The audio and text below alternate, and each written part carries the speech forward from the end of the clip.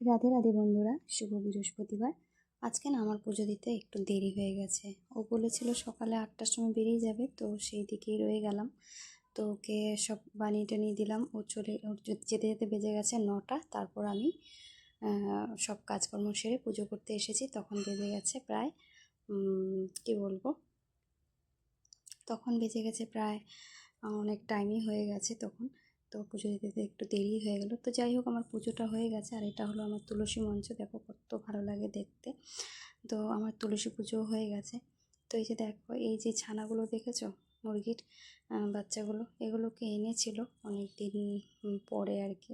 তো আমি ভাবলাম এগুলোকে বাঁচিয়েই রাখি, কি বলবো, একটু যত্ন করে বাঁচিয়ে রাখলে ভালো লাগে, আর দেখতেও খুব কিউট। তো দেখো, ওদেরকে পাহারা দিতে দিতে না আমি বসে বসে বারান্দায় এগুলো কেটে নিচ্ছিলাম, সবজিগুলো। তো জানো তো, আজকে আমার খুব খুব প্রিয় রান্না হবে, যেহেতু কাল একাদশী। তো আজকে আমার মানে ভালোভাবে নিরামিষ খাওয়া হবে। তো আমি নিরামিষ খেতে ভীষণ ভীষণ ভীষণ ভালোবাসি। তো এই যে দেখো, আজকে কী কী রান্না হবে এগুলো আমার কাটা হয়ে গেছে, এতক্ষণ বসে বসে কাটছিলাম।